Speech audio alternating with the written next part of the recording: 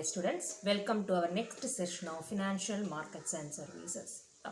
ശരിക്കും പറയുകയാണെങ്കിൽ ഇത് ഓണൊക്കെ കഴിഞ്ഞിട്ട് ഞാൻ റെക്കോർഡ് ചെയ്യുന്ന ക്ലാസ്സാണ് കേട്ടോ. അപ്പോൾ ഓണൊക്കെ അതിൻ്റെ നിങ്ങളുടെ ടെലികാസ്റ്റിംഗ് ഒക്കെ വരിക കുറേ കഴിഞ്ഞിട്ടായിരിക്കും. അപ്പോൾ നമുക്ക് നല്ലൊക്കെ ഓണം ഉണ്ടായി എന്ന് പ്രതീക്ഷയിൽ ഇതൊക്കെ കഴിഞ്ഞിട്ടായിരിക്കും നിങ്ങളുടെ ടെലികാസ്റ്റിംഗ് വരിക. എനിവേ ഈ സമയമാണെന്ന് ഞാൻ പറഞ്ഞു എന്നേ ഉള്ളൂ. അപ്പോൾ നമുക്ക് ഇന്നത്തെ ക്ലാസ് എന്ന് പറയുന്നത് അപ്പോൾ നമ്മൾ പതുക്കെ മുന്നോട്ട് പോയിക്കൊണ്ടിരിക്കുകയാണ്. അപ്പോൾ നമുക്കൊരു 3-4 ക്ലാസ്സുകൾ കഴിഞ്ഞിട്ടുണ്ടെങ്കിൽ നമ്മുടെ ഈ മൊഡ്യൂൾ 4 കംപ്ലീറ്റ് ആവും. Then we will enter into our next and the last module, that is module 5 നമ്മൾ പോകും. എനിവേ അപ്പോൾ നമുക്ക് ഇന്ന് that is today's class that we are going to discuss about. അപ്പോൾ ഓൾറെഡി നമ്മൾ കഴിഞ്ഞ ക്ലാസ്സിൽ നമ്മൾ എൻ്റെ ഓർമ്മ അനുസരിച്ച് ശരിയാണെന്നുണ്ടെങ്കിൽ ഞാൻ പറഞ്ഞില്ലേ, ഓണം കഴിഞ്ഞ് കുറച്ച് ദിവസം കഴിഞ്ഞിട്ടാണ് ഈ റെക്കോർഡിംഗ് ഒക്കെ സ്റ്റാർട്ട് ചെയ്യുന്നത്.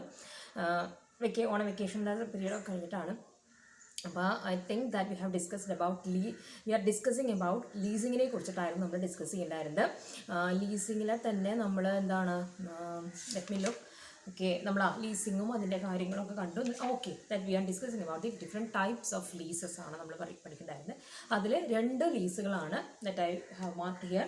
2 ടൈപ്സ് ഓഫ് ലീസസ് ആണ് നമ്മൾ ഡിസ്കസ് ചെയ്ത്. ദാറ്റ് ഈസ് ഫിനാൻസിങ് ലീസിങ് എന്താണെന്നുള്ളതും ഓപ്പറേറ്റിംഗ് ലീസിങ് എന്താണെന്നുള്ളതും. ഇത് രണ്ടുമാണ് നമ്മൾ ഡിസ്കസ് ചെയ്ത് പോകുന്നത് അല്ലേ. അപ്പോൾ നമുക്ക് ഇനിയും കുറച്ച് ഡിഫറെൻറ്റ് ടൈപ്സ് ഓഫ് ലീസിങ്ങുകൾ കാണാണ്ട് അതിനോടൊപ്പം തന്നെ ഐ തിങ്ക് അല്ലെങ്കിൽ I hope that we can also discuss about the advantages and disadvantages of leasing. അത്രയും ഉൾപ്പെടുത്തണമെന്നാണ് ഞാനിപ്പോൾ ഈ ക്ലാസ് സ്റ്റാർട്ട് ചെയ്യുമ്പോൾ വിചാരിച്ചുള്ളത്. അപ്പോൾ ഒരു 50-52 മിനിറ്റ്സ് ആയി പോയാലും ഓക്കെ, അത് നടന്നുകൊണ്ടെന്ന് വെച്ചാൽ നമുക്ക് ആ ടോപ്പിക്ക് അങ്ങോട്ട് തീർന്നാൽ നെക്സ്റ്റ് ടോപ്പിക്കിലേക്ക് നമുക്ക് കയറാം. പക്ഷേ വളരെ ബുദ്ധിമുട്ടുള്ള കാര്യങ്ങളൊന്നുമല്ല. അപ്പോൾ നമ്മൾ ദാറ്റ് ഈസ് അപ്പോൾ 2 ടൈപ്പ് ഓഫ് ലീസ്, അതിൻ്റെ ഡിഫറൻസുകളൊക്കെ നമ്മൾ കണ്ടു അല്ലേ, ഓൾറെഡി ഡിസ്കസ് ചെയ്തു. ദാറ്റ് ഈസ് ഫിനാൻഷ്യൽ ലീസ് എന്താണ്, ഓപ്പറേറ്റിംഗ് ലീസ് എന്താണെന്നുള്ളത്.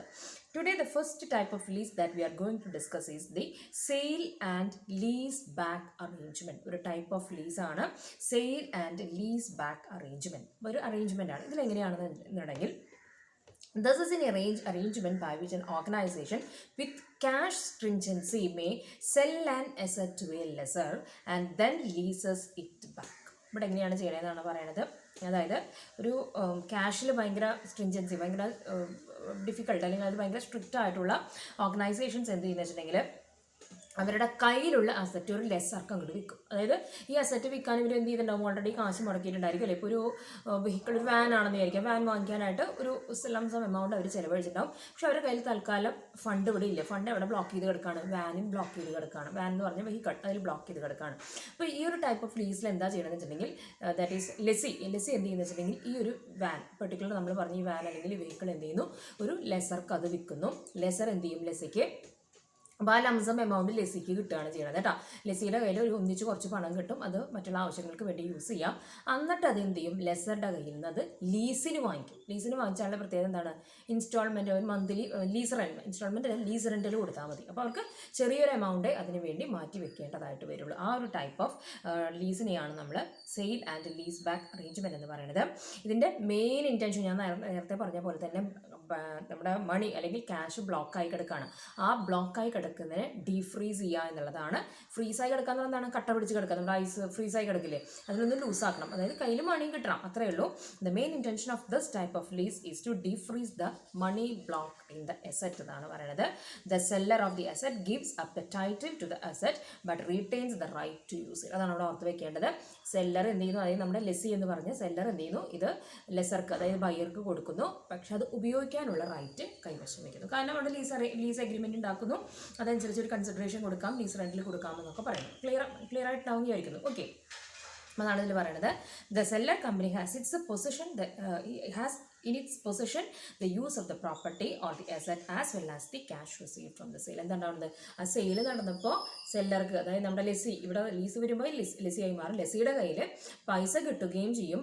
എന്നാൽ അദ്ദേഹത്തിന് എന്ത് ചെയ്യാൻ പറ്റും, ഈ വെഹിക്കിൾ, ഈ വാൻ യൂസ് ചെയ്യാനും പറ്റും കേട്ടോ. അതൊരു ബെനിഫിറ്റാണ്. അപ്പോൾ അതാണ്. അപ്പോൾ അത് ഡീഫ്രീസ് ചെയ്യുക, ബ്ലോക്കായി കിടക്കുന്ന മണീനെ ഫണ്ടിനെ ക്യാഷ് ആക്കി മാറ്റാനായിട്ട് ചെയ്യുന്ന ഒരു ടൈപ്പ് ഓഫ് അറേഞ്ച്മെൻ്റ് ആണ് sale and lease back arrangement എന്ന് പറയുന്നത്. എന്നിട്ട് ഒരു എക്സാമ്പിൾ നമുക്ക് തന്നിട്ടുണ്ട്. Air India is that is rupees 380 crore from lease back sale of 6 aircraft. ഒരു 6 എയർക്രാഫ്റ്റ് എന്ത് ചെയ്യുക ലീസ് ബാക്ക് കൊടുത്തുകൊണ്ട് ആദ്യം വിൽക്കുക 6 എയർക്രാഫ്റ്റ് വിൽക്കുമ്പോൾ എയർ ഇന്ത്യക്ക് എന്ത് കിട്ടും പൈസ കിട്ടും. എന്നിട്ട് അത് ലീസ് ബാക്കിന് എടുക്കാം. എന്നിട്ട് അത് ലീസിന് എടുത്തിട്ട് എന്താ വെച്ചാൽ അവർക്ക് ദാറ്റ് ഈസ് എന്ത് വേണം ഫ്ലൈറ്റുകൾ വേണം അല്ലെ വിമാനം വേണം അത് അവർക്ക് യൂസ് ചെയ്യാം. The fund may be use to replenish the working capital requirement. പക്ഷെ അത് വിറ്റപ്പോൾ തത്വത്തിൽ ശരിക്കും പറയുകയാണെങ്കിൽ ഇവിടെ എന്ത് ചെയ്യുന്നില്ല ഒരു ട്രാൻസാക്ഷൻ ഇൻ പേപ്പറിൽ മാത്രമേ നടക്കുന്നുള്ളൂ. അല്ലാണ്ട് ഈ പറയുന്ന വിമാനമോ നമ്മൾ പറഞ്ഞ വെഹിക്കിളോ ഒന്നും കൊണ്ടുപോയി വാനോ കൊണ്ടുപോയി ലെസറുടെ കൈവശം കൊടുക്കണമൊന്നുമില്ല. നമ്മൾ ഇൻ പേപ്പർ വർക്ക്സിൽ മാത്രമേ നടക്കുന്നുള്ളൂ. അതിന് ഉടമസ്ഥാവകാശം വേറൊരു ആളുടെ കയ്യിലേക്കായി മാറുന്നു. അത്രയും നടക്കുന്നുള്ളൂ. ഈ കിട്ടിയ ഫണ്ട് എന്ത് ചെയ്യാന്നാണ് പറയുന്നത് വർക്കിംഗ് ക്യാപിറ്റൽ റിക്വയർമെൻറ്റ്സ് മീറ്റ് ചെയ്യാൻ വേണ്ടി എയർ ഇന്ത്യക്ക് യൂസ് ചെയ്യാം. അതുപോലെ തന്നെ ലോൺ റീപേയ്മെൻറ്റ് അതിൻ്റെ അവർക്ക് എന്തെങ്കിലും ലോണൊക്കെ ഉണ്ടെങ്കിൽ അതിൻ്റെ റീപേയ്മെൻറ്റിന് വേണ്ടിയൊക്കെ that is they can use it. അപ്പോൾ അതാണ് സെയിൽ ആൻഡ് എന്നിട്ട് വിറ്റിട്ട് ലീസ് ബാക്ക് തിരിച്ച് ലീസിന് എടുക്കണ അറേഞ്ച്മെൻറ്റ് എന്ന് പറയുന്നത്. Clear? Next type of lease എന്നാണ് പറയുന്നത് ലിവറേജ്ഡ് ലീസ് എന്നാണ് പറയുന്നത്. Okay, leveraged. Here the lessor owns the property but acquires it partly by contributing his own funds and partly by taking loan from financial institutions. ഒന്നുമില്ല ഈ type of ലീസിങ്ങിൽ എങ്ങനെയാണെന്നാണ് പറയുന്നത്. Lesser രണ്ട് parties അല്ലേ ലെസറും lessee എന്ത് ചെയ്യാന്ന് വെച്ചിട്ടുണ്ടെങ്കിൽ ആ പ്രോപ്പർട്ടി അതിൻ്റെ ഓണർഷിപ്പ് അയാളുടെ കയ്യിലേക്ക് കിട്ടുന്നതാണ് പറയുന്നത്. പക്ഷേ എന്താണെന്ന് വെച്ചിട്ടുണ്ടെങ്കിൽ ഇയാളുടെ കയ്യിൽ ചിലപ്പോൾ 2 ലക്ഷം ആയിരിക്കാം ആ സെറ്റിന് വില, ചിലപ്പോൾ ഇയാളുടെ കയ്യിൽ 1 ലക്ഷം എടുക്കാനുണ്ടാകുള്ളൂ. അപ്പോൾ 1 ലക്ഷം അയാൾ എന്ത് ചെയ്യുന്നു കയ്യിലുള്ളത് എടുക്കുകയും ചെയ്യുന്നു. ബാക്കി 1 ലക്ഷം അയാൾ എന്ത് ചെയ്യും ഏതെങ്കിലും ഫിനാൻഷ്യൽ ഇൻസ്റ്റിറ്റ്യൂഷൻസിന് ലോൺ എടുത്തുകൊണ്ട് എന്ത് ചെയ്യുന്നു he will purchase that particular asset. അപ്പോൾ ആ ഒരു ടൈപ്പിൽ ലീസിങ്ങിലേക്ക് കിടക്കുന്ന ആളുകളെയാണെങ്കിൽ ആ ടൈപ്പ് ഓഫ് ലീസിനെയാണ് നമ്മൾ ലിവറേജ്ഡ് ലീസ് എന്ന് പറയുന്നത്. ക്ലിയർ? കുറച്ച് ഓൺ ഫണ്ടും കുറച്ച് എന്താണ് ഡെറ്റ് ഫണ്ടും കടമെടുത്ത ഫണ്ടും കൊണ്ട് വെക്കുന്നു. ഈ ഒരു ടൈപ്പ് സാധാരണ നടക്കാറുണ്ട്. കാരണം വലിയ ഹ്യൂജ് അസറ്റ്സ് ഒക്കെ വാങ്ങിക്കുമ്പോൾ ആരുടെ കയ്യിൽ അത്ര പൈസ എടുക്കാണ്ടാവില്ല. അപ്പോൾ അവനവൻ്റെ കയ്യിലുള്ളത് കുറച്ച് എടുക്കും. അതിൻ്റെ ഒപ്പം തന്നെ എന്ത് ചെയ്യും they will go for some ലോണിലേക്ക് പോകും എന്നാണ് പറയുന്നത്. ദാറ്റ് ഈസ് ചിലപ്പോൾ 1-2 ഉടമസ്ഥരെ വേണമെങ്കിൽ വെക്കാം. അപ്പോൾ നമുക്ക് 1-2 പേരുടെ കയ്യിൽ പൈസ ഉണ്ട്. അങ്ങനെയാണെങ്കിൽ ജോയിൻറ്റ് എഫേർട്ട് എല്ലാവരും കൂടി പൈസ ഇറക്കിയിട്ട് എന്ത് ചെയ്യും ആ പെർട്ടിക്കുലർ അസറ്റ് വാങ്ങിക്കും. അത് എപ്പോഴും ഹ്യൂജ് അസറ്റ്സിൻ്റെ കാര്യത്തിലാണ് അത് വരിക. The several parties join together to acquire the asset and lease it to a lessee. അവരെല്ലാവരും ഒന്നിച്ച് പൈസ ഇറക്കിയിട്ട് ആ സെറ്റ് വാങ്ങിച്ചിട്ട് അത് എന്ത് ചെയ്യും ലീസിന് കൊടുക്കും. പക്ഷെ ഒരു ലീസ് റെന്റിൽ കിട്ടുമ്പോൾ എന്ത് ചെയ്യേണ്ടി വരും അത് ഷെയർ ചെയ്യേണ്ടതായിട്ട് വരും. അത് ടേംസ് ആൻഡ് കണ്ടീഷൻസ് ഉണ്ടായിരിക്കും. There will be only 1 lessor and okay. അപ്പോൾ അത് ഒരു ശ്രദ്ധിക്കുക കേട്ടോ. അപ്പോൾ ഞാൻ പറഞ്ഞതിന് വ്യത്യസ്തമായിട്ട് പറയുകയാണെന്നുണ്ടെങ്കിൽ ലെസർ എപ്പോഴും ഒരാൾ തന്നെ ഉണ്ടായിരിക്കുള്ളൂ. മറ്റുള്ളവരെയൊക്കെ നമ്മൾ പ്യുവർ ഫിനാൻഷ്യേഴ്സ് ആയിട്ട് മാത്രമേ കാണുള്ളൂ. അപ്പോൾ അവർക്ക് എന്ത് ചെയ്താൽ മതി ലെസർ ഇൻട്രസ്റ്റ് കൊടുത്താൽ മതി. ലീസ് റെൻറ്റ് ആർക്ക് തന്നെ കിട്ടുമെന്നാണ് പറയുന്നത്. ലീസ് റെൻറ്റ് ലെസർക്ക് തന്നെ കിട്ടും. അപ്പോൾ ലെസർ ഇവർ പൈസ ഇറക്കുന്നതിന് പകരം അവർക്ക് എന്ത് കൊടുത്താൽ മതി നമുക്കറിയാമല്ലേ ലോൺ ഫിനാൻഷ്യൽ ഇൻസ്റ്റിറ്റ്യൂഷൻസിനോ അല്ലെങ്കിൽ വ്യക്തിയുടെ കയ്യിൽ നിന്ന് ലോൺ എടുക്കുകയാണെങ്കിൽ ഇൻട്രസ്റ്റ് ഹാവ് ടു പേ. ആ ഇൻട്രസ്റ്റ് മാത്രം കൊടുത്താൽ മതി. ബാക്കിയുള്ളവരൊന്നും ലെസർ എന്ന കണത്തിൽ പെടുത്താൻ പറ്റില്ല. ദേ ആർ ഓൺലി പ്യുവർ ഫിനാൻഷ്യേഴ്സ് എന്നാണ് പറയുന്നത്. ഒരു എക്സാമ്പിൾ നമുക്കിതിൽ തന്നിട്ടുണ്ട്. വിജയ് മല്യയുടെ ഒരു കേസാണ്. അപ്പോൾ അത് നിങ്ങൾ ജസ്റ്റ് ഒന്ന് വായിച്ച് നോക്കുക. That is wants to include an Airbus. ഇപ്പോൾ ആ കമ്പനി ഇല്ല കിങ് ഫിഷർ അല്ലേ, നമുക്ക് അതിനെക്കുറിച്ച് അപ്പോൾ അതില്ല. എന്നാലും ഒരു എക്സാമ്പിൾ തന്നിരിക്കുകയാണ്. Airbus A380 with a sticker price of 290 million which can carry a minimum of 550 passengers with room for expansion to nearly 800 people in his fleet. Only leverage release is possible. അതായത് കാരണം അതിൻ്റെ വിലയൊന്ന് നോക്കി നോക്കുക നിങ്ങൾ. അതായത് വിമാനത്തിൻ്റെ പേരാണ് A380 എന്ന് പറയുന്നത്. എയർബസിൻ്റെ പേരാണ് 290 million ആണ്. അതും എങ്ങനെയാണ് പറഞ്ഞിരിക്കുന്നത് ഡോളറിലാണ്. 290 million എന്നാണ് പറയുന്നത്. അപ്പോൾ അത് ഒരാളുടെ കയ്യിലൊന്നും ആ പൈസ അത്ര എടുക്കാണ്ടാവില്ല. അവരൊക്കെ ഏത് ടൈപ്പ് ഓഫ് ഇതിലേക്ക് പോയിട്ടുണ്ടായിരിക്കും ലീവറേജ് ലീസിലേക്ക് പോയിട്ടുണ്ടായിരിക്കും. ഇത് എടുക്കണമെന്നുണ്ടെങ്കിൽ ഒരാൾ മാത്രമാവില്ല അവിടെ പൈസ ഇറക്കിയിട്ടുണ്ടാവുക, കുറേ പേര് പൈസ ഇറക്കിയിട്ടായിരിക്കും അവിടെ ആ ടൈപ്പ് ഓഫ് ലീസ് നടന്നിട്ടുണ്ടാവുക. അത് നല്ലൊരു ലിവറേജ് ലീസിനുള്ള വൺ ഓഫ് ദി എക്സാമ്പിളായിട്ട് നമുക്ക് പറയാം. പിന്നെ പറയുന്നതാണ് കൺസോർഷ്യം ലീസിങ്. നെക്സ്റ്റ് പറയുന്നതാണ് വാട്ട് ഈസ് കൺസോർഷ്യം ലീസിങ് എന്നാണ് പറയുന്നത്. In this leasing arrangement there will B 2 or more lessors. അപ്പോൾ ഞാൻ നേരത്തെ പറഞ്ഞത് വ്യത്യസ്തമായിട്ട് പറയുന്നു. ലിവറേജ് ലീസിൽ 2-3 ലെസേഴ്സ് ഉണ്ടായിരിക്കില്ല. ആരാണ് ഒരു ലെസറും ബാക്കിയെല്ലാം ഫിനാൻഷ്യേഴ്സ് ആയിരിക്കും. പക്ഷെ കൺസോർഷ്യം എന്ന് പറഞ്ഞാൽ അതിനൊരു ഗ്രൂപ്പ് എന്നുള്ള മീനിങ് ആണ് വരുന്നത് കേട്ടോ. കൺസോർഷ്യം ലീസിങ്ങിൽ എങ്ങനെയാണെന്ന് വെച്ചിട്ടുണ്ടെങ്കിൽ ഒന്നിൽ കൂടുതൽ ലെസേഴ്സ് ഉണ്ടായിരിക്കും, ഫിനാൻഷ്യേഴ്സ് ആയിരിക്കില്ല. അപ്പോൾ അതാണ് രണ്ടും തമ്മിലുള്ള വ്യത്യാസം, ലിവറേജിലും കൺസോർഷ്യനും തമ്മിൽ. A single lessor may not have the required resources to meet the demand of lessee. The main reason is that only one lessor will not have that much of finance അല്ലെങ്കിൽ that much of resource to meet that requirement. അത് meet ചെയ്യാനുള്ളതായിരിക്കില്ല. അപ്പോൾ എന്ത് ചെയ്യുന്ന വെച്ചിട്ടുണ്ടെങ്കിൽ തൻ്റെ പോലെ തന്നെ ചിന്തിക്കുന്ന 2-3 ഇങ്ങനെ ബിസിനസ്സിൽ പൈസ ഇറക്കാൻ താല്പര്യമുള്ള 2-3 പേര് കൂടിയിട്ട് എന്ത് ചെയ്യുന്നതാണ് പറയണത്, അവർ ഒന്നിച്ചുകൂടി അവരുടെ ആ ഫിനാൻസ് എന്ന റിസോഴ്സിനെ പൂൾ ചെയ്യാൻ എന്താണ് ഒരു സ്ഥലത്തേക്ക് കളക്ട് ചെയ്ത് കൊണ്ടുവന്ന് 3 ആളും കൂടി 3-4 എത്ര പേരാണെന്നുണ്ടെങ്കിൽ അവരെല്ലാം കൂടി എന്ത് ചെയ്യുന്നു, they will purchase the or buy the asset together and lease it out. എന്നിട്ട് അത് ആർക്ക് കൊടുക്കുന്നു, ലെസിക്ക് ലീസ് ചെയ്യുന്നു എന്നാണ് പറയുന്നത്. ലീസ് ഇവിടെ എന്ത് ചെയ്യുന്നു, അപ്പോൾ നേരത്തെ ഞാൻ പറഞ്ഞ പോലെയല്ല, അത് ലിവറേജിൽ അങ്ങനെയല്ല. ലിവറേജിൽ പ്യുവർ ഫിനാൻഷ്യൽസ് ആണ് അവർക്ക് ഇൻട്രസ്റ്റ് കൊടുത്താൽ കാര്യം തീരും. പക്ഷെ ഇവിടെ അങ്ങനെയല്ല. ഇവർ എന്ത് ചെയ്യാണ്, ലെസർ എന്നുള്ള റോള് തന്നെ പ്ലേ ചെയ്യാനായിട്ട് 3-4 പേരുണ്ടായിരിക്കും. അപ്പോൾ സ്വാഭാവികമായിട്ട് എന്ത് ചെയ്യേണ്ടി വരും, ലീസ് റെൻറ്റൽ എന്ത് ചെയ്യേണ്ടതായിട്ട് വരും, it has to be shared between these lessors. Clear? അപ്പോൾ ഒന്നിൽ കൂടുതൽ ലെസേഴ്സ് ഉള്ള ടൈപ്പ് ഓഫ് ലീസിങ്ങിനെയാണ് നമ്മൾ എന്ത് പറയുന്നത്, കൺസോർഷ്യം ലീസിങ് എന്ന് പറയുന്നത്. ക്ലിയർ? അതായത് അവിടെ നമുക്ക് ഓർത്ത് വെക്കേണ്ട കാര്യമുള്ളൂ. അവിടെ നമുക്കൊരു എക്സാമ്പിൾ പറഞ്ഞു തന്നിട്ട് വിജയ് മല്യയുടെ തന്നെയാണ് പറയുന്നത്. ഷോപ്പിംഗ് ലിസ്റ്റ് ഇൻക്ലൂഡ്സ് 5 എയർബസസ് A380 അതാണ് എയർബസിൻ്റെ പേരും. Each with a sticker price of $290 million each, and it will be impossible for a single lessor to finance it. അപ്പോൾ അത്രയും വലിയ തുകയുള്ള കാര്യങ്ങളൊക്കെ വരുമ്പോൾ they will either go for leverage ലീസിങ്ങിലേക്ക് പോകാം, അല്ലെങ്കിൽ they can go for consortium ലീസിങ്ങിലേക്ക് പോകാം. അപ്പോൾ എമൗണ്ട് കൂടുമ്പോൾ അപ്പോഴാണ് ഈ 2 ടൈപ്പ് ഓഫ് ലീസിങ് അവിടെ വരാനായിട്ടുള്ള സാധ്യത. ഓക്കെ, ഇനി നെക്സ്റ്റ് പറയുന്നത് specialised service leasing. Another type of leasing എന്ന് പറയുന്നതാണ് സ്പെഷ്യലൈസ്ഡ് സർവീസ് ലീസിങ്. സ്പെഷ്യലൈസ്ഡ് എന്ന് പറയുമ്പോൾ ഇപ്പോൾ ഏതെങ്കിലും ഒരു കാര്യത്തിൽ മാത്രം ദാറ്റ് ഈസ് ഫോക്കസ് ചെയ്തുകൊണ്ടുള്ളതായിരിക്കും. As the name indicates the lessor is a specialist of the asset which he is leasing. അപ്പോൾ ഇതിലെങ്ങനെയായിരിക്കും, സോറി, ഓക്കെ, ഇതിലെങ്ങനെയായിരിക്കും എന്നാണ് പറയുന്നത്.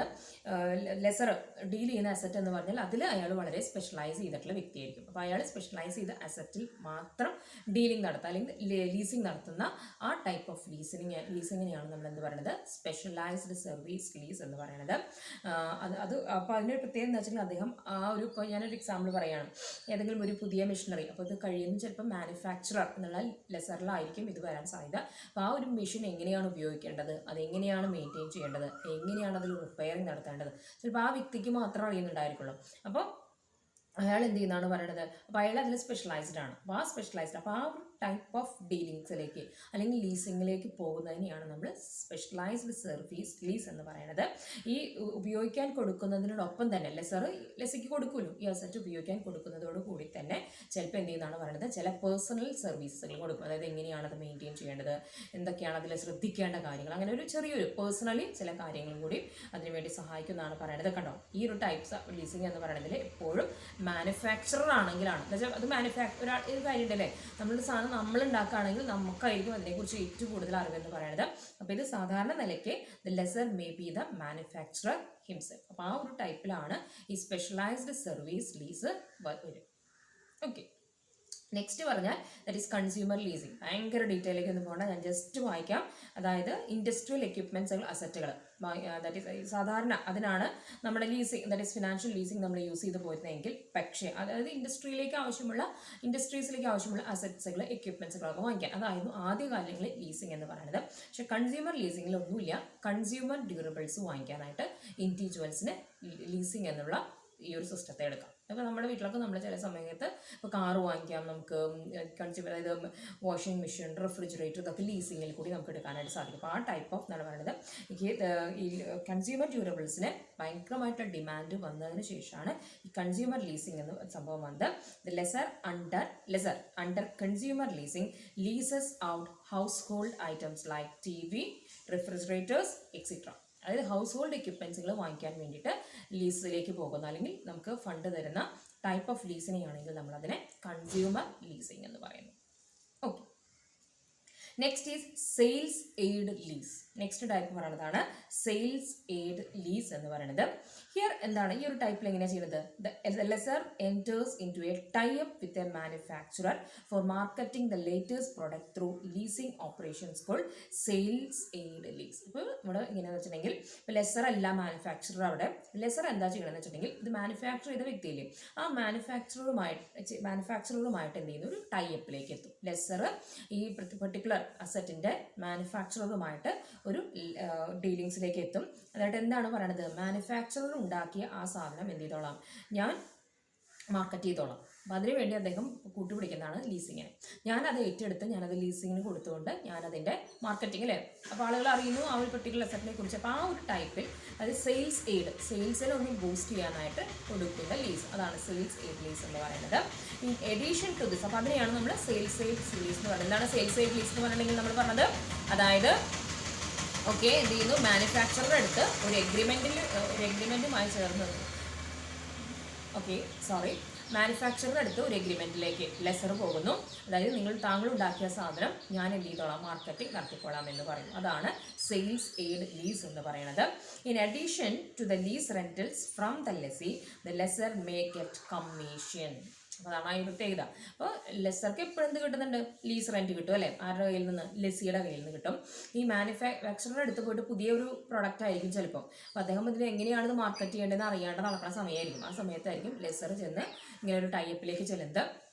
അപ്പോൾ ഇത് മാർക്കറ്റ് ചെയ്തിട്ട് ചിലപ്പോൾ അതിൻ്റെ ഡിമാൻഡ് കൂട്ടാം. അതിന് വേണ്ടിയിട്ട് അയാൾക്ക് എന്ത് കിട്ടുന്നു, ദാറ്റ് ഈസ് ആ മാനുഫാക്ചറുടെ കയ്യിൽ നിന്ന് ഒരു കമ്മീഷനും കിട്ടും. അപ്പോൾ 2 ഇൻകംസ് അല്ലേ, ലീസ് റെൻറ്റിലും കിട്ടുന്നു കമ്മീഷനും കിട്ടുന്നു എന്നാണ് പറയുന്നത് ലെസർക്ക്. ആ ടൈപ്പിൽ നടക്കുന്ന ലീസിനെയാണ് നമ്മൾ that is sales aid lease എന്ന് പറയുന്നത്. കണ്ടോ, or even credit facility from the manufacture. ചിലപ്പോൾ മാനുഫാക്ചർ പറയും എനിക്ക് ഇപ്പോൾ പൈസ തരണ്ട, നിങ്ങൾ ഒന്നിച്ച് എനിക്ക് കിട്ടുമ്പോൾ തന്നാൽ മതിയെന്നോ, അല്ലെങ്കിൽ അയാളുടെ ഇതൊരു ഫിക്സഡ് എമൗണ്ട് കമ്മീഷനായിട്ടോ കിട്ടും. അപ്പോൾ 2 income will be the clear. അതാണ് sales aid lease. Okay, next പറയുന്നതാണ് ക്രോസ് ബോർഡർ ലീസ്. നെക്സ്റ്റ് എന്താണ്, cross border lease.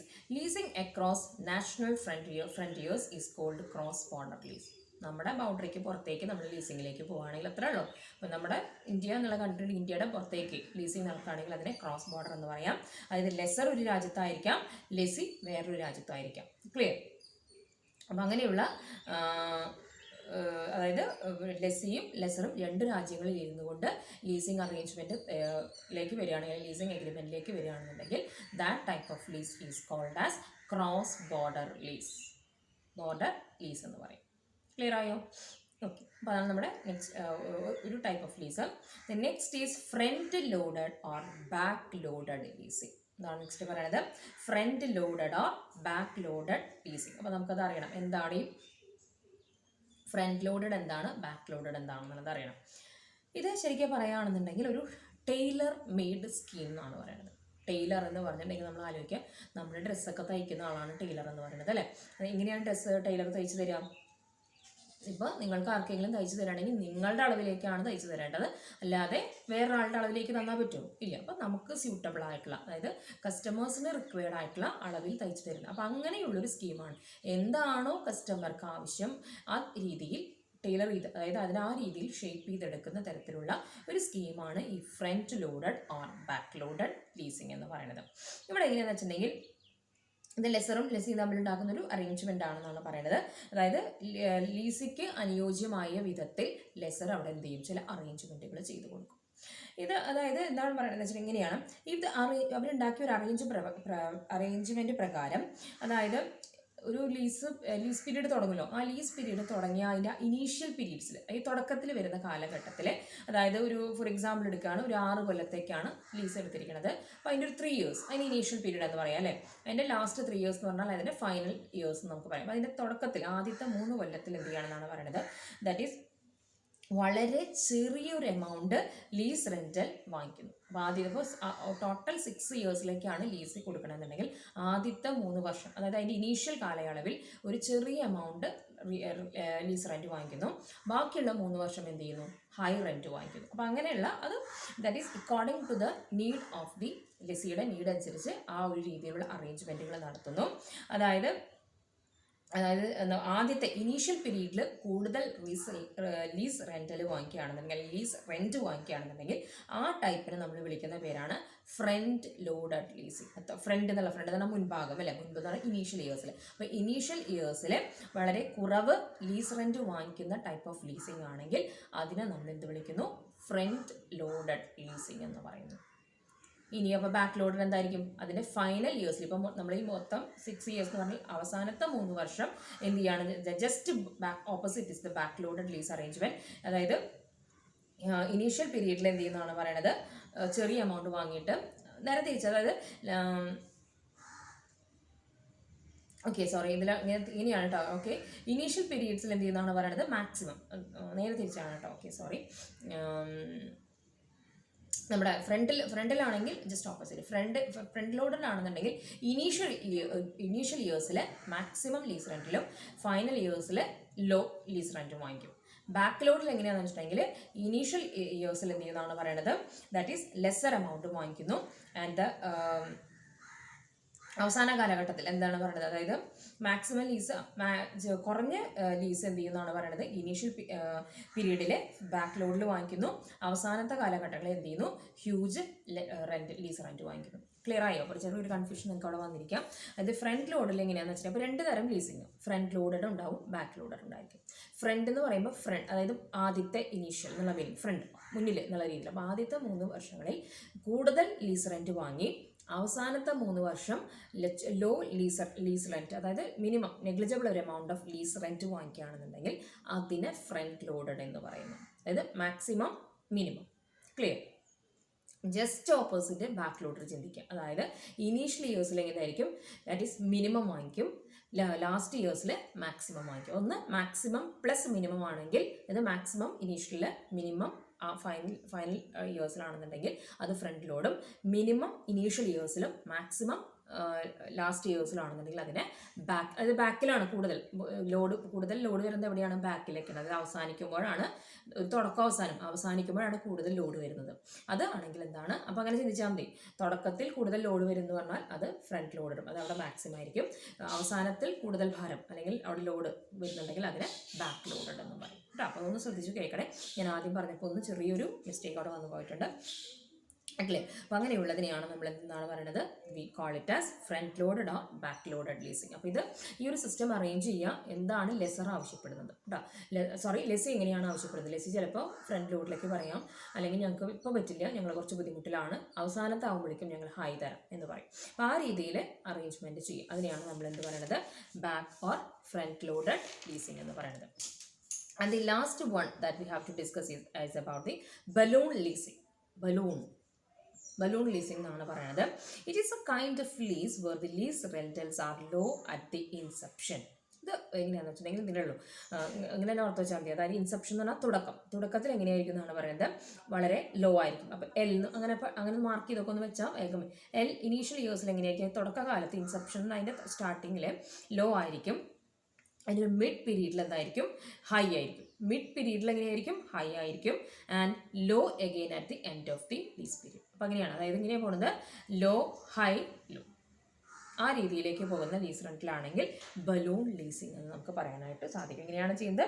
Lease rentals are low at the inception, high during the mid period. അപ്പോൾ mid period ഇപ്പോൾ നമ്മൾ മൊത്തം ഒരു 6 കൊല്ലം എടുക്കുകയാണെങ്കിൽ 2 കൊല്ലം ഒരു ചെറിയ എമൗണ്ട് വാങ്ങിക്കുള്ളൂ. പക്ഷേ പിന്നെ 3ാമത്തെ കൊല്ലം 4ാമത്തെ കൊല്ലമാണെങ്കിൽ നല്ലൊരു എമൗണ്ട് ഓഫ് ലീസ് റെൻറ്റിൽ വാങ്ങിക്കും.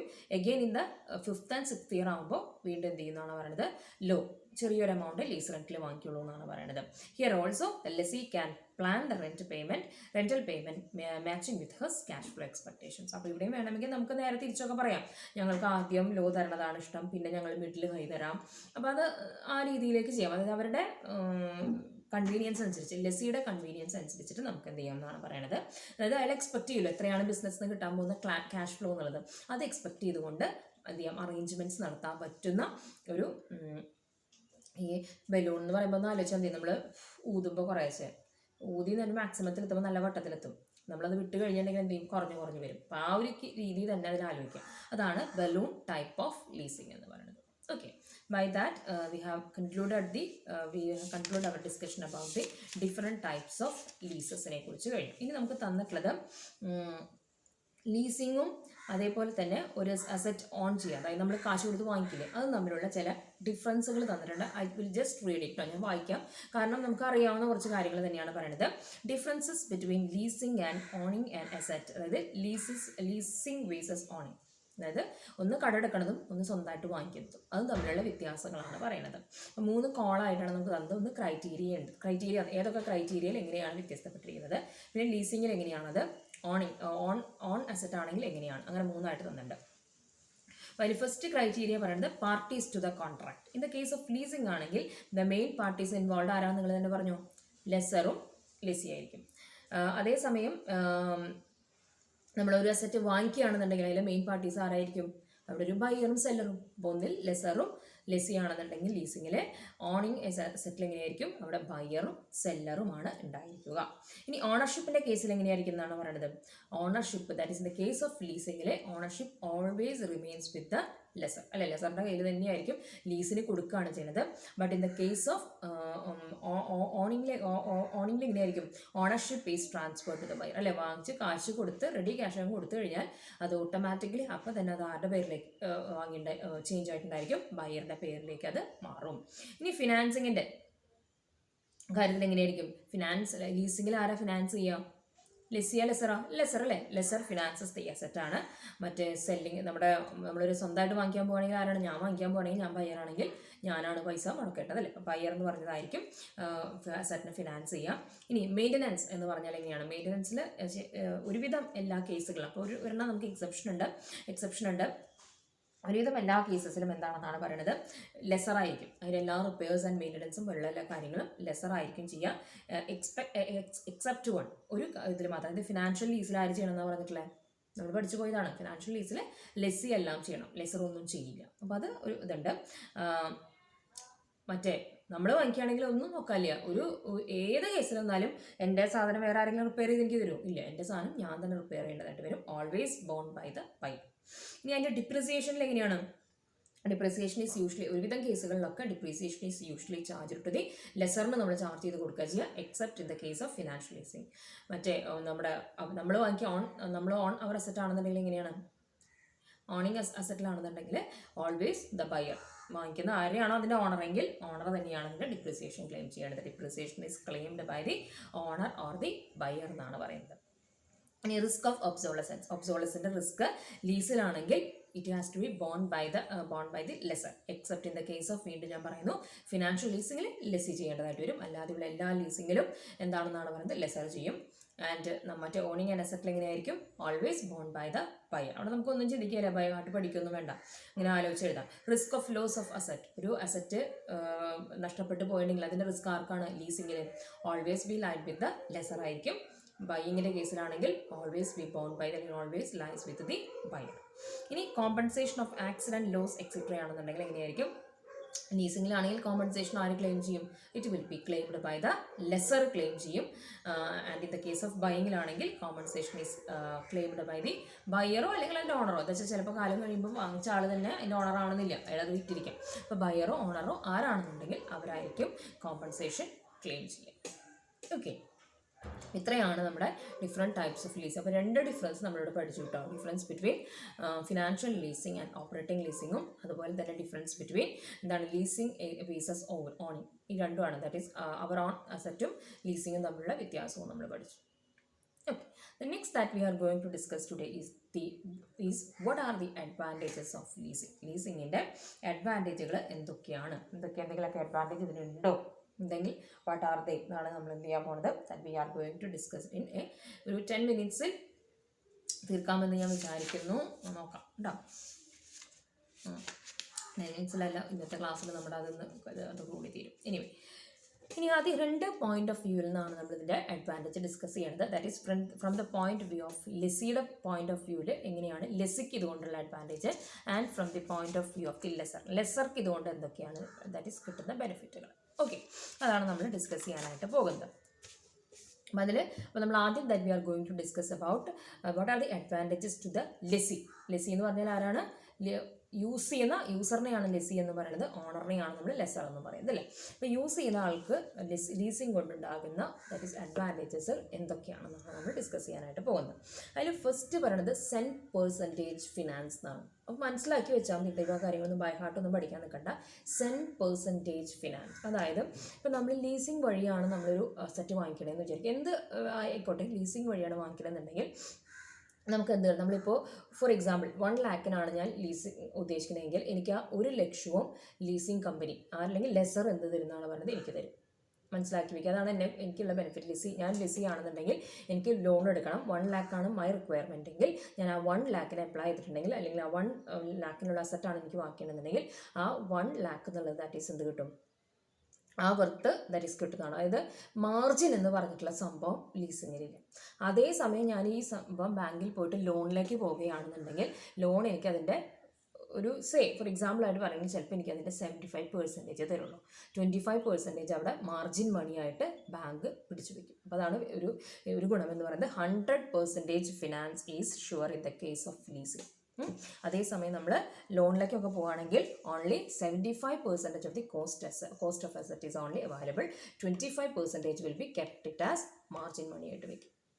ക്ലിയർ? അപ്പോൾ അതാണ് അതിൻ്റെ അപ്പോൾ ലസിക്കേണ്ടുന്ന ഉപകാരം എന്താണ്, 100% ഫിനാൻസ് ഉറപ്പാക്കാം. പിന്നെ പറയുന്നതാണ് that is facility can be obtained quickly or swiftly. വളരെ ക്വിക്കായിട്ട് തന്നെ ഫിനാൻസ് കിട്ടും. അതായത് ഇപ്പോൾ നമ്മളൊരു ബാങ്കിലൊക്കെ ലോൺ എടുക്കാൻ പോവുകയാണെങ്കിൽ ഒരുപാട് പ്രൊസീജിയേഴ്സാണ് അല്ലേ. നമുക്ക് എന്തെങ്കിലും കൊളാട്രൽ സെക്യൂരിറ്റീസ് കൊടുക്കണം, അത് തെളിയിക്കുന്ന രേഖകൾ കൊടുക്കണം, അങ്ങനെയുള്ള ഒരുപാട് കാര്യങ്ങൾ എന്തിലുണ്ട്. ബാങ്കിലേക്ക് നമ്മൾ ലോൺ എടുക്കാൻ പോവുകയാണെങ്കിൽ നമുക്ക് ഉണ്ടായിരിക്കുന്നതാണ് പറയുന്നത്. പക്ഷേ that if it is in the case of ലീസിങ്ങിലാണെന്നുണ്ടെങ്കിൽ എന്താണെന്നാണ് പറയുന്നത്, അങ്ങനെയുള്ള ഭയങ്കരമായിട്ടുള്ള കൊളാട്രൽ സെക്യൂരിറ്റി അങ്ങനെയുള്ള കാര്യങ്ങളൊന്നും എന്ത് ചെയ്യുന്നില്ല, ലെസർ നോക്കുന്നതേ ഇല്ല എന്നാണ് പറയുന്നത്. ഒരു ബുദ്ധിമുട്ടും ഇല്ല അങ്ങനത്തെ കാര്യങ്ങളൊക്കെ ഇടാനായിട്ട്. അതായത് കാരണം എന്തായിരിക്കും, അതിൻ്റെ ഓണർഷിപ്പ് എന്തായാലും ലെസറിൻ്റെ കയ്യിലാണ് അല്ലേ. ഓണർഷിപ്പ് ലെസറിൻ്റെ കയ്യിലായതുകൊണ്ട് അവരങ്ങനെ ഒരുപാട് പ്രൊസീജിയറിലേക്കൊന്നും പോകാറില്ല. അതുകൊണ്ട് തന്നെ എന്ത് ചെയ്യുകയാണെന്നാണ് പറയുന്നത്, ഫിനാൻസ് ക്യാൻ ബി ഒബ്റ്റൈൻഡ് അല്ലെങ്കിൽ the use of the asset can be obtained very quickly and swiftly എന്നാണ് പറയുന്നത്.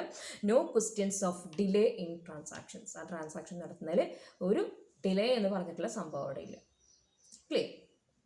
ഇനി എന്താണെന്നാണ് പറയുന്നത്, as much as money needed by the lessee. ഇപ്പോൾ ഞാൻ ലെസി ആണെങ്കിൽ എനിക്ക് എത്രയാണോ പണം ആവശ്യമുള്ളെങ്കിൽ അത്രയും പണം എനിക്ക് കിട്ടുമെന്നാണ് പറയുന്നത്. ബാങ്കിലൊന്നും ഒരു കാരണവശാലും കിട്ടില്ല കേട്ടോ. ബാങ്കിലൊക്കെ നമ്മൾ ചോദിച്ചിട്ടുണ്ടെങ്കിൽ ഞാൻ പറഞ്ഞില്ലേ, ആദ്യം മാർജിൻ പിടിക്കും, പിന്നെ നമ്മുടെ സെക്യൂരിറ്റിയുടെ വില നോക്കും, അതിലില്ലാത്ത എല്ലാ കുറ്റവും കുറവും അവർ കണ്ടുപിടിക്കും എന്ന് പറഞ്ഞാൽ ഞാനത് ഇതായിട്ട് പറയില്ല. That is their security policy അങ്ങനെയാണ്. അതുകൊണ്ടാണ്. അപ്പോൾ ഇതിലങ്ങനെയല്ല, ലെസിക്ക് എത്രയാണോ വേണ്ടതെന്നുണ്ടെങ്കിൽ ആ എമൗണ്ട് കിട്ടുമെന്നാണ് പറയുന്നത്. Getting loan from bank or financial institution is subject to certain constraints ആണ്.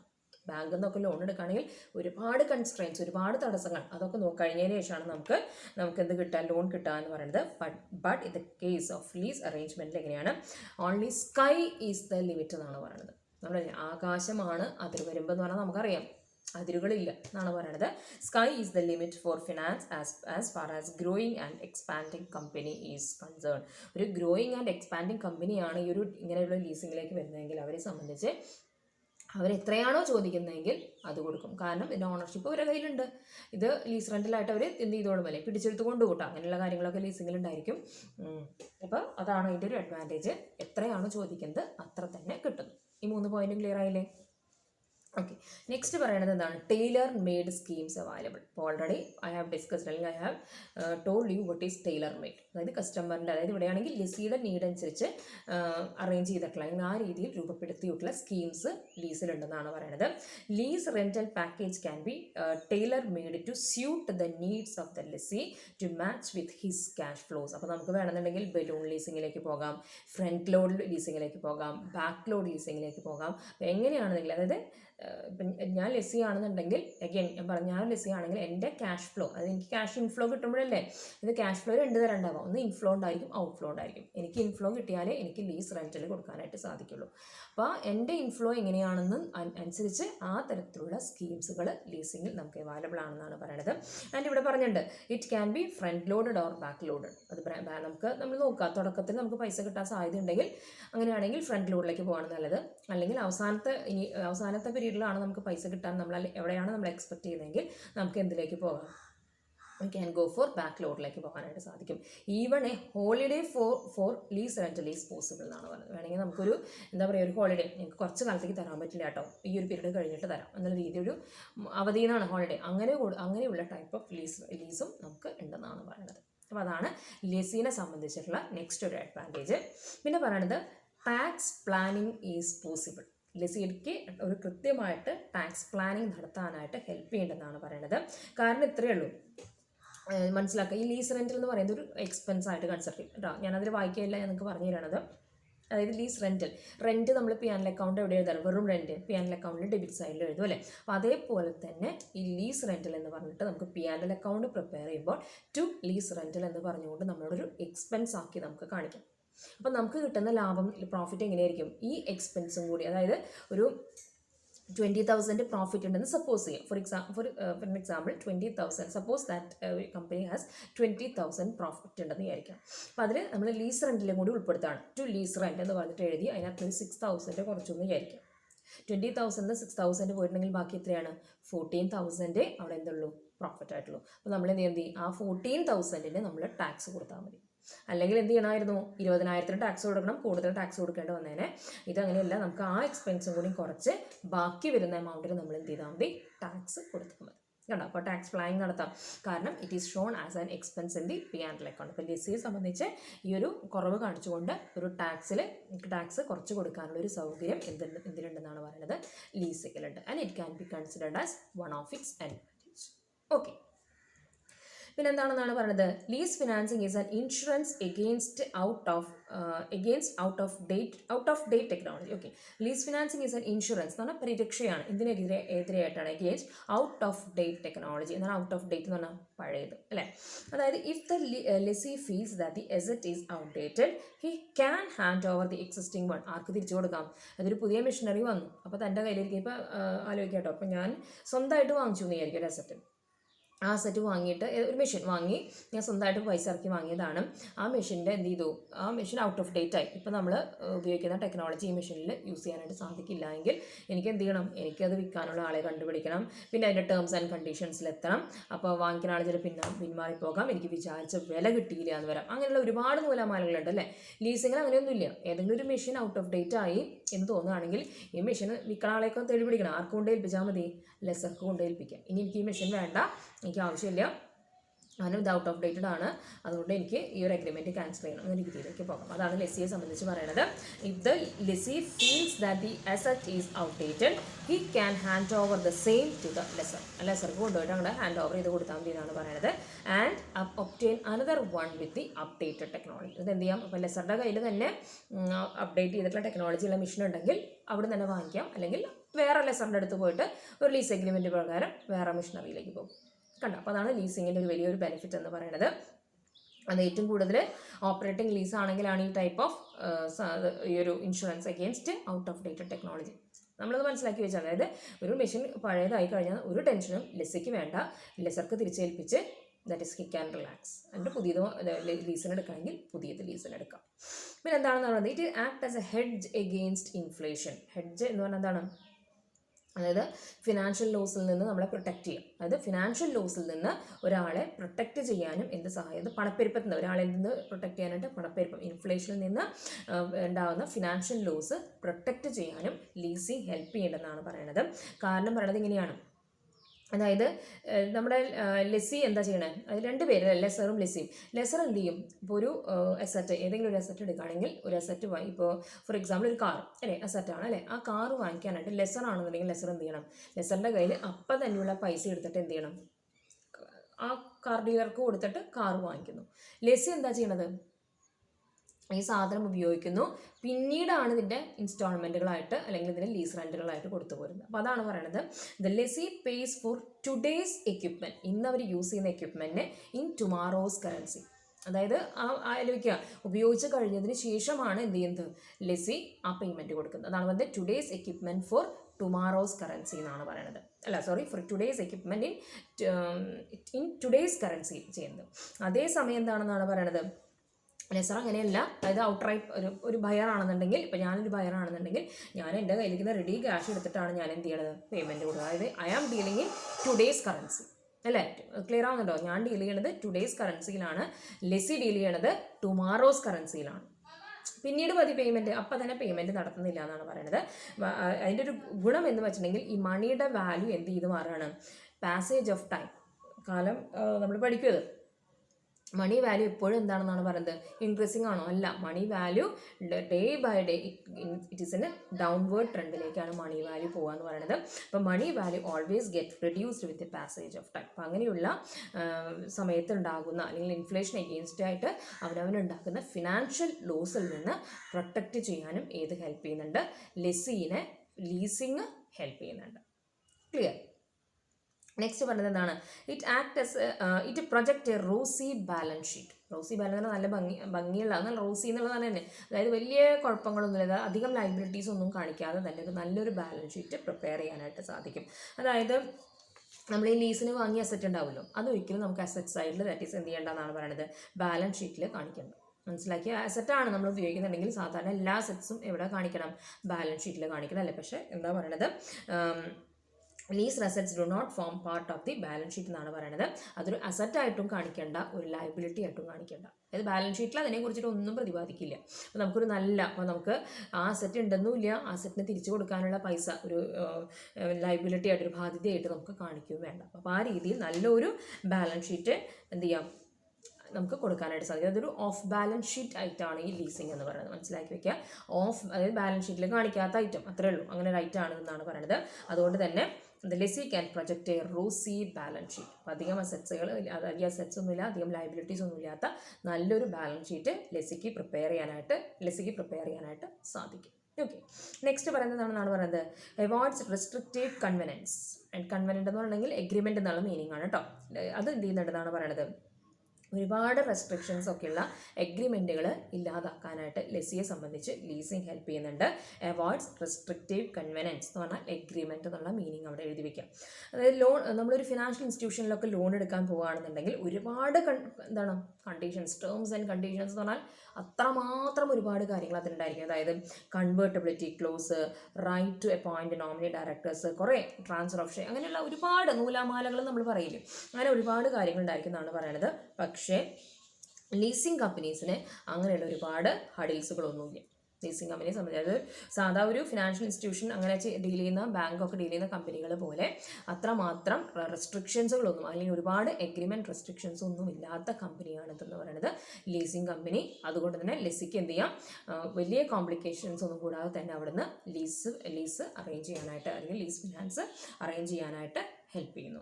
അതാണ് പറയുന്നത് അവോയ്ഡ്സ് റെസ്ട്രിക്റ്റീവ് തടയുന്ന അങ്ങനെയുള്ള കുറേ എഗ്രിമെൻറ്റുകളൊന്നും ഇതിലില്ല.